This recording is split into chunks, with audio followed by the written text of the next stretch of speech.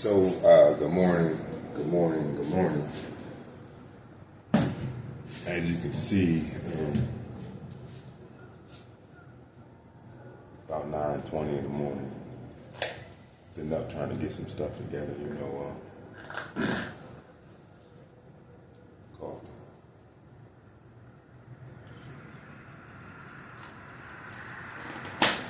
I'm at the same window, trying to make it a routine. I'm at the same window, watching the river from a different perspective, like it's the morning time now, so you get to see like who up, who's moving around. I mean,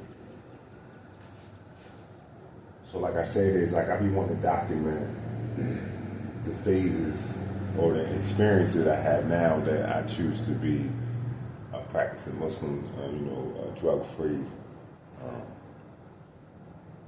trying to put forth a pro-social course of conduct. Pertaining to my character. So a lot of stuff jumped to mind. I remember it was a time that I didn't have an idea, or I didn't know how to differentiate between reputation and character. So what I thought was my character was really what people thought or expected of me, which is reputation. So now I just try to move in a certain way where I know that I'm expressing my character. When people deal with me, they get my character. They get what I think and how I view myself. So anyway, like I said, good morning, man. And I just want to go over something about addiction. Addiction will make you go to work. Addiction will make you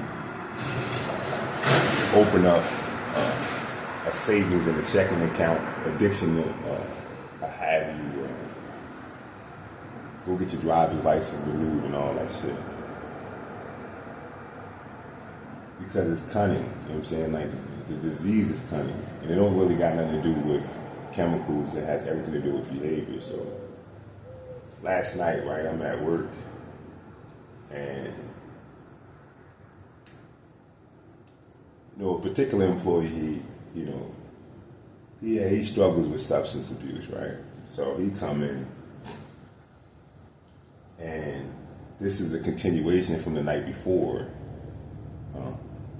The night before, he's ready to leave work, and I guess that the understanding is to him that he's not gonna have no drugs, when he get to where he's going. So I could see the play. The whole thing is that he's waiting around the job because there's other people there that have substance abuse problems that, get what they need. You know what I'm saying? So they waiting on their guy too. You know what I'm saying? So he waiting to see if somebody else make a move so he could be a part of it. But it's obvious that this other group of people is like not involved in him, like not even making him aware of anything. So he's getting frustrated. So he gets into a little argument with one of the managers talking about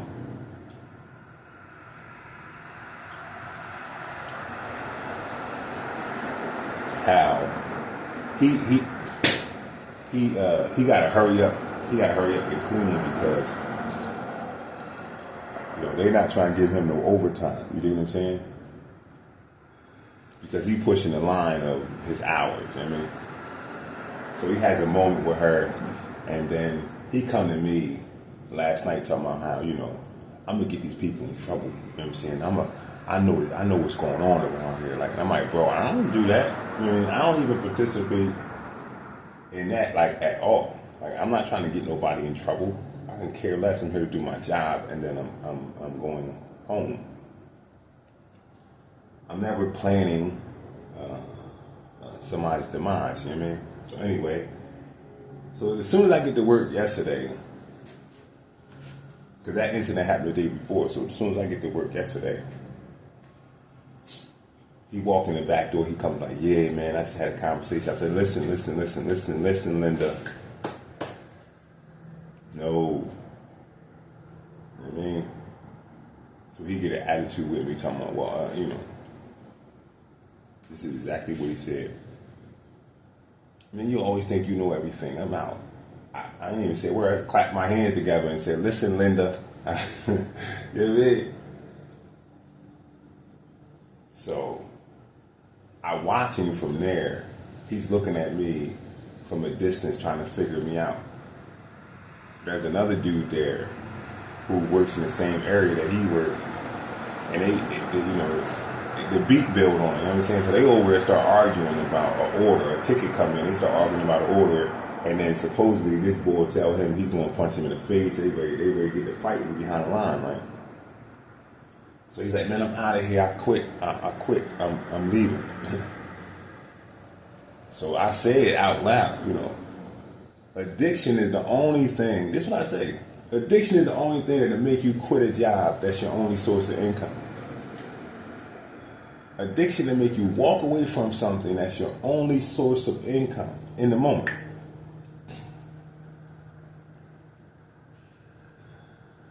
That's heavy, man. Like, people don't understand that part. Like, addiction will make you walk away from your family, your kids, you dig? Your job, like walk away. Like, you don't got no other source of income.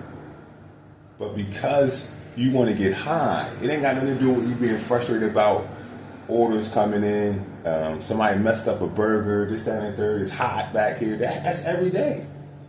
Every day in the restaurant business is hectic, it's high pressure, right? Especially the back of the house, in front of the house too, dealing with customers. You know that before you come to work. You know what day it is. It's Saturday night. You know it's going to be high pressure. So that's not what got you mad or upset. What got you irritated is that you want to use some substances. Your addiction is playing with you. But you know that you can't because there's none around. So now you are acting out. Your addiction is making you act out. You need attention. He walk out the back, bro. Like, listen, he walks out the back. In the middle of all these orders coming in, ticket machines going, ticket machines going off. He walks out the back. So the manager like, oh, y'all need to stop. Y'all need to stop fighting. Y'all need to stop.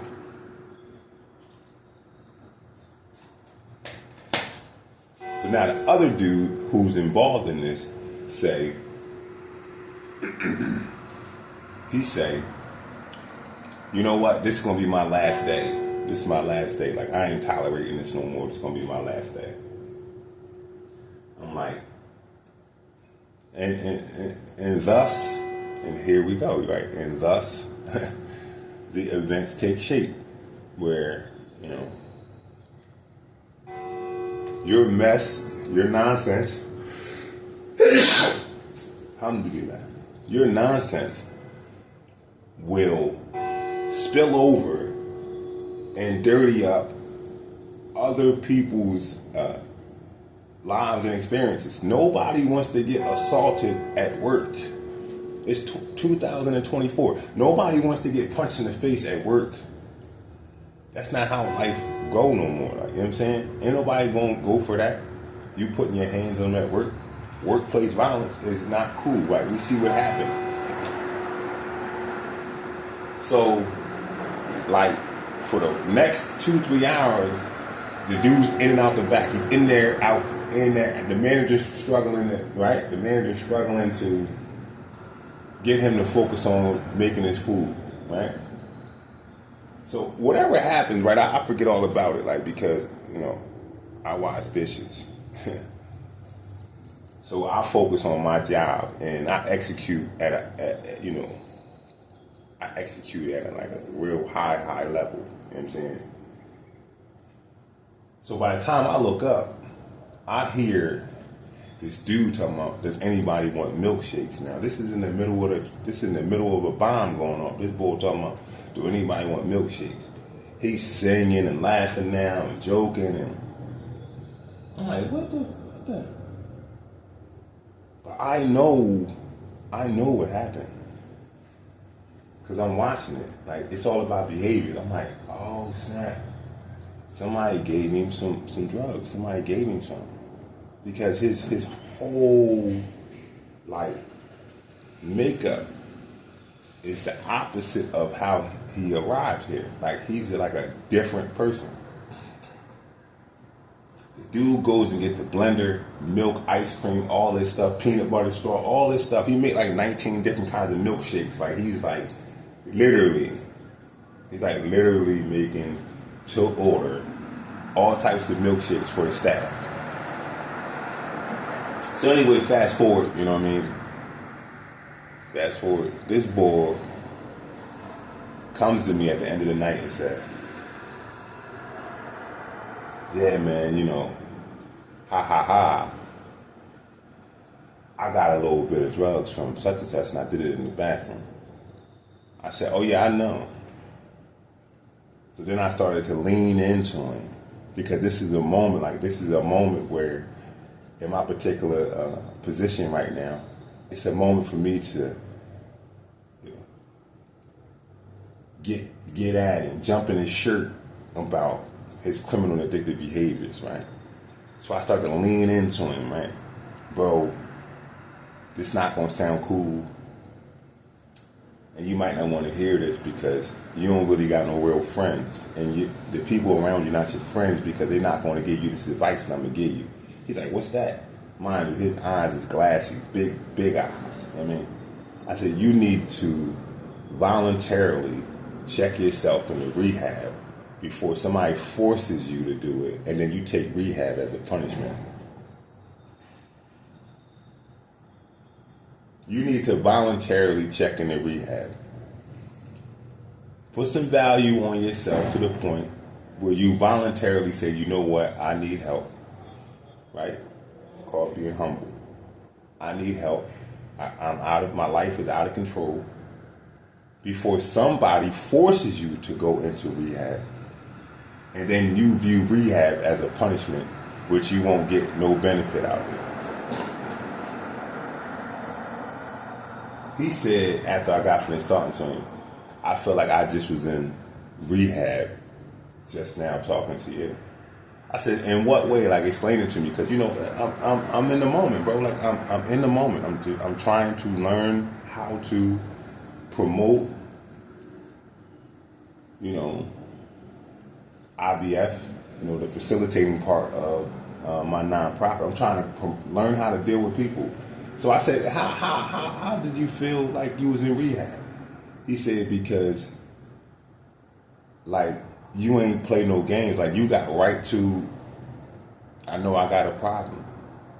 And you ain't, like, play no games. Like, you told me that you know I got a problem, and you gave me an option. You said that I should do something voluntarily before somebody make me do it. I said, yeah. I mean, because I get that type of position from going to prison. I've never went to rehab. I never went into rehab voluntarily. But somebody had to force me to go to prison. You know what I'm saying? I could have put myself in prison before somebody forced me to. In prison, you know, being symbolic of a place that, you know, is shut off from the world. That could have been my house, my apartment. That could have been a vacation. That could have been just me separating myself from the city of Coachville and going about, you know, fixing myself. I mean, but somebody forced me to separate myself from the city of Coachville, and I took prison as a punishment. Yeah, somebody forced me. I ain't trying to listen to nothing y'all talking about in this joint because this is a punishment. Because this is the punishment. It wasn't until I started to view prison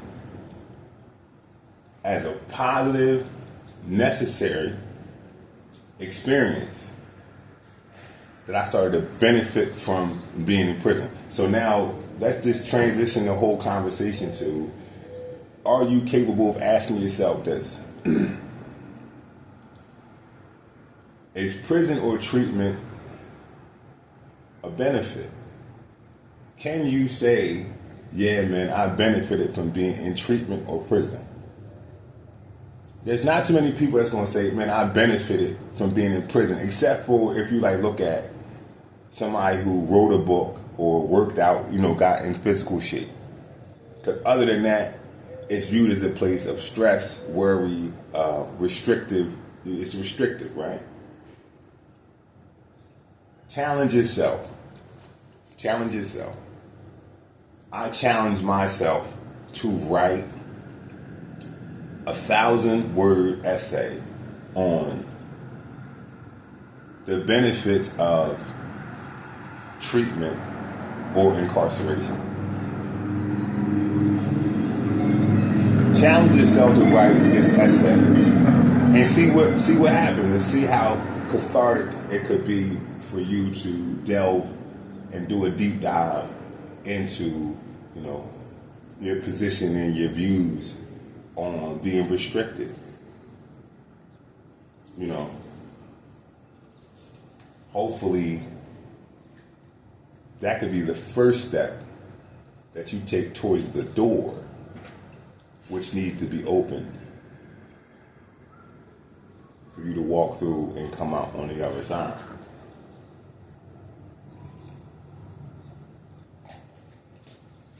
Remember, man, if I start one way, I'm trying to end in a different way. I'm trying to start at a particular point and get to another point. So I use certain things and certain topics to establish a fundamental talking point, and then we go from there.